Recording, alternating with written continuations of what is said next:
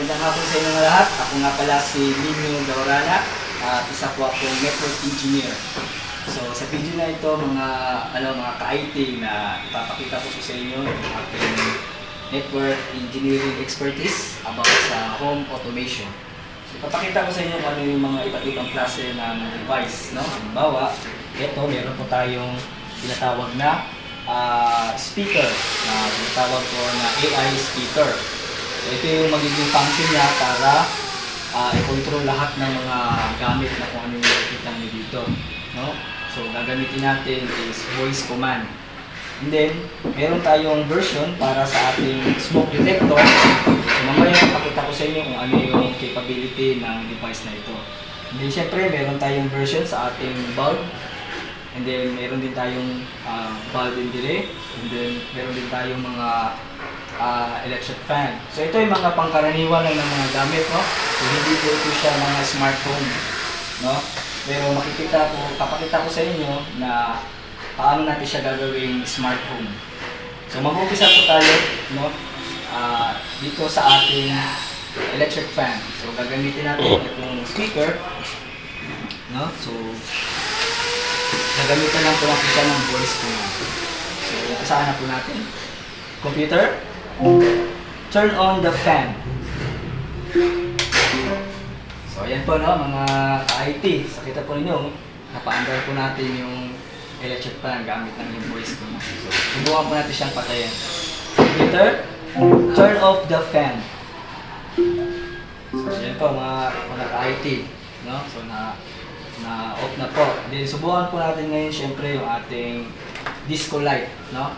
So, ito yung isang pangkaraniwan lang din na mabibili lang ng halagang 100 pesos mahigit. So, paandayin po natin siya.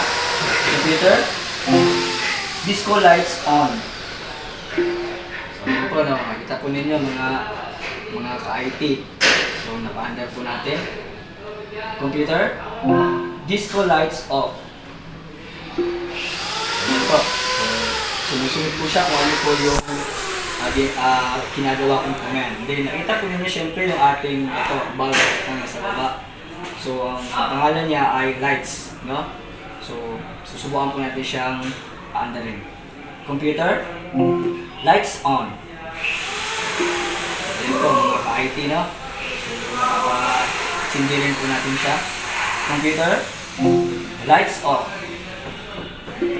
So, ayan po. So, ngayon, meron pa po kung isang ipapakita sa inyo, mga ka-IT.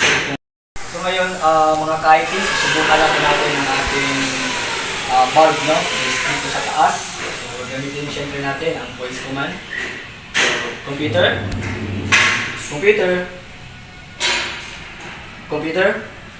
turn on the bulb. So, ayan, mga ka-IT. So, kung mapapansin nyo, iba yung kulay niya, no? Kulay red.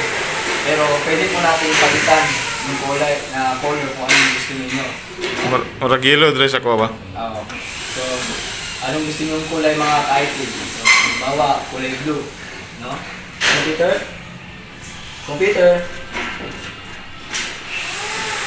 change the color blue of the light. Lights doesn't support that. Sorry.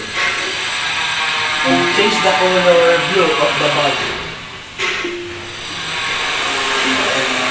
Kahit na, so nakapalitan po natin yung color depende sa kung gusto ninyo. So, saka, change the color green of the bulb.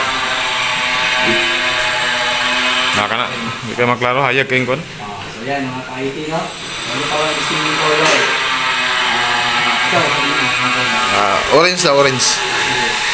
change the color orange of the bulb.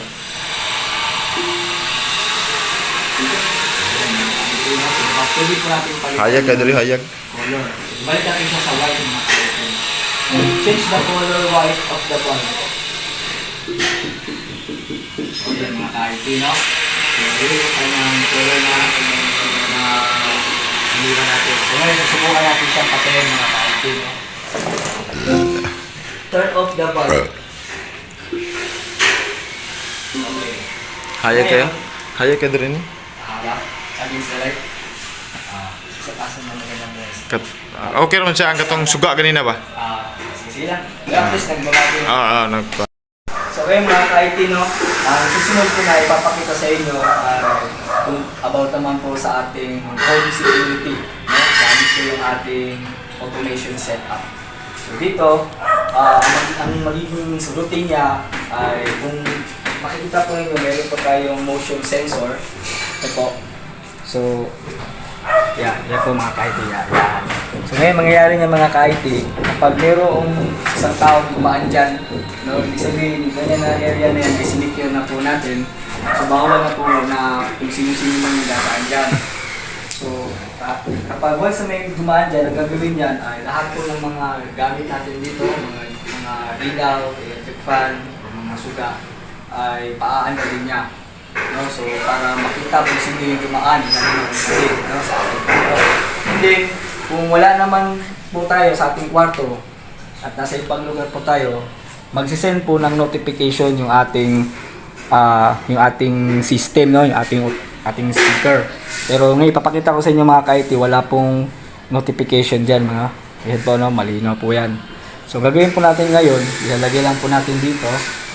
Mga ka-IT, hawakan ko lang yung cellphone ko. Ayan.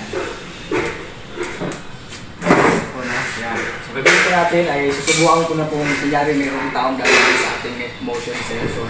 Kita siya? So, tingnan po natin mga ka-IT, no? Ayan po. Tignan po ninyo yung setup natin mga ka-IT. Ayan. So, uminom na po lahat. And kung titignan po natin siyempre sa ating cellphone.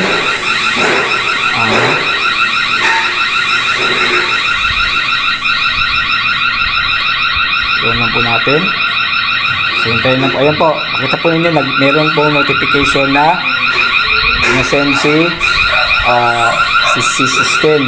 Ayan po, no? Sabi niya, sunin nyo na ay nisulod sa imong kwarto.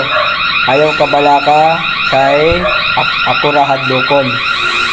So, yan po, no? Kita po ninyo, meron notification na binato ng ating system. So, ngayon, mangyayari po niya, i-clear po natin, no? Mga ka-IT, i-clear po natin siya. So, yan, burado na po siya, no? So, mangyayari niyan, after 1 minute, pag wala na pong tao, siyempre, dapat ang mangyayari ay mamamatay po lahat ng mga electricity, na equipment. Kasi wala namang tao. Yung mangyayari po niya ulit ay magsasun ulit ng notification. So, ayan po. Kita po niyo, nag-set ulit ng notification yung ating system. So, pakita ko po sa inyo yan po. So, ang sabi niya, sa inyo, wala na pong tao sa kwarto ni Dagan way samad. So yun po siya mga ka-IT, no? At least nakita po ninyo yung ating setup sa ating basic na home automation.